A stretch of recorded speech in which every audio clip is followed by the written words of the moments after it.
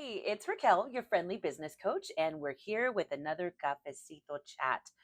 Just dropping that wisdom on you today. I'm still loving my cortados, so I hope that you've got your favorite coffee in hand, whether it's iced coffee, frozen coffee, hot coffee. I'm a hot coffee kind of person, not necessarily cold coffee, although my daughter makes a mean cold brew, and I'm loving that lately. So if you haven't given it a try, you should. She's at the Hustle Baked. Shameless plug. All right, so let's go on to what I have for you today.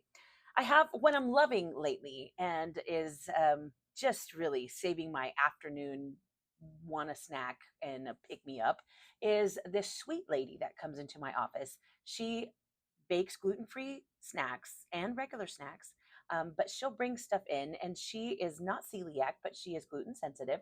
And so she's, we're just like we understand each other. So she brings me in these wonderful little snacks and she sells these super cheap.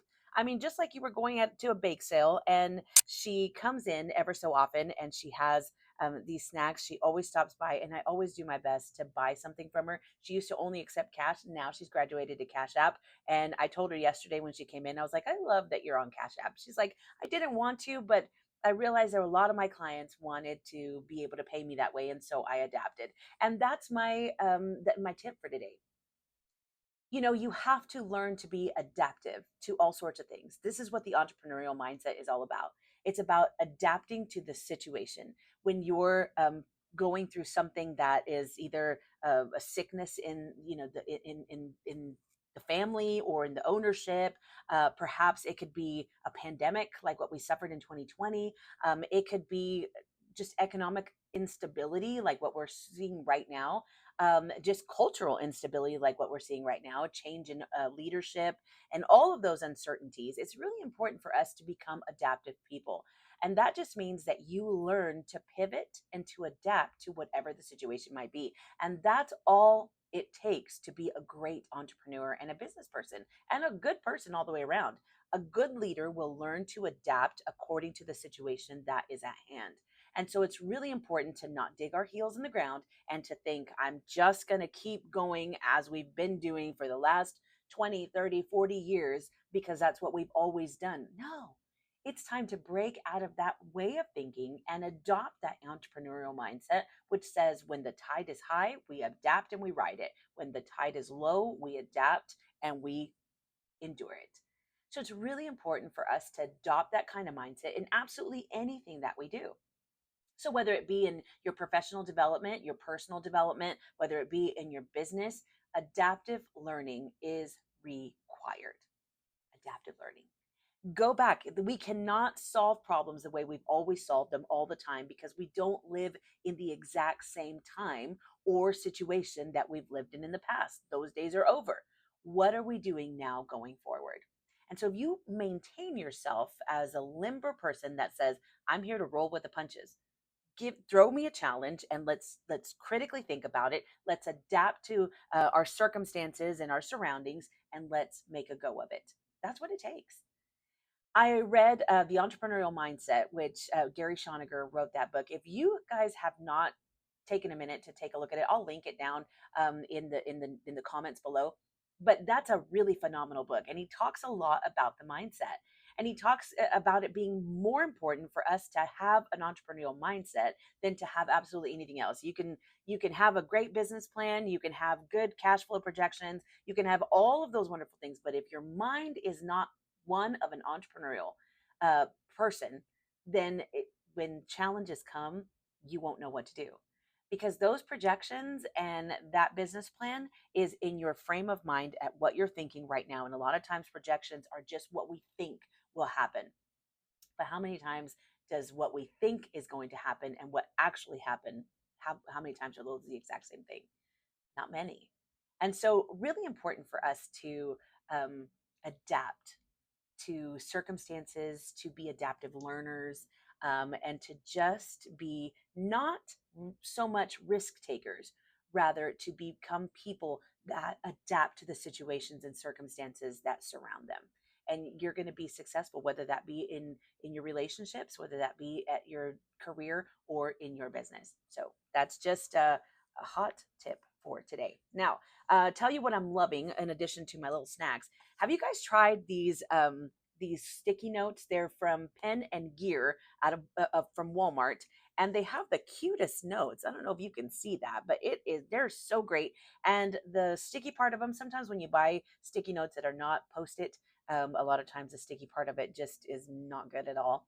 But these are phenomenal. They're really cheap. I've had several little packets of them, and although I don't use absolutely every single one of them, they sure are adorable. And then this one that has the today list has really saved me in a pinch. And so if you haven't tried them, you should. All right, all right. Enough about that. I wanted to let you know that I put out an announcement this week that we will be having our Women in Business networking event happening next Friday. That's going to be on February 28th. You don't want to miss out. It's going to be a phenomenal time, and we're going to be talking all things emotional intelligence. I have been reading this book right here, Emotional Intelligence 2.0, and it has just been rocking my world lately. Oh, it really has a lot. It's got like 66 different tactics that we can use to gain emotional intelligence. And the truth of the matter is that we learn those hard skills that we need in school. So you enter into a job knowing how to read, to write, to do, solve mathematical problems and whatnot. You just don't enter a lot of times into the work place having very much emotional intelligence. And if you've worked in the positions like I've worked, which is a lot of admin positions, a lot of times where I had to report to, the administration and serve as a gatekeeper for organizations, you really have to learn to gauge people's emotions, and you have to be able to adapt and flow with people with different personalities and things like that. So emotional intelligence was very important and high on my list of things to learn, and I did. And it for me, it's served well in all aspects of my life. And so even when we make decisions, we don't make decisions based on knowledge alone. We really also need to consider the emotions that are tied to those decisions as well. So it's really great stuff. If you want to learn more about emotional intelligence, what it is, and kind of gauge where you're at, I'm going to be doing a quiz so that you can kind of see where you're at in the emotional intelligence sphere. We're going to learn more about emotional intelligence and have some key takeaways about things that you can adopt in your life and practices that you can begin to do so that you can gain that emotional intelligence, because knowledge and IQ paired with high EQ, which is emotional intelligence, it's a winning combination. And you and I need to get ourselves set up for success. All right. So that's another thing that we're going to be doing. That's on the 28th from 12 o'clock to 1:30. We had a class this week, which was phenomenal. We only had a couple of people show up for the class, but I mean, it was absolutely okay because the weather was terrible.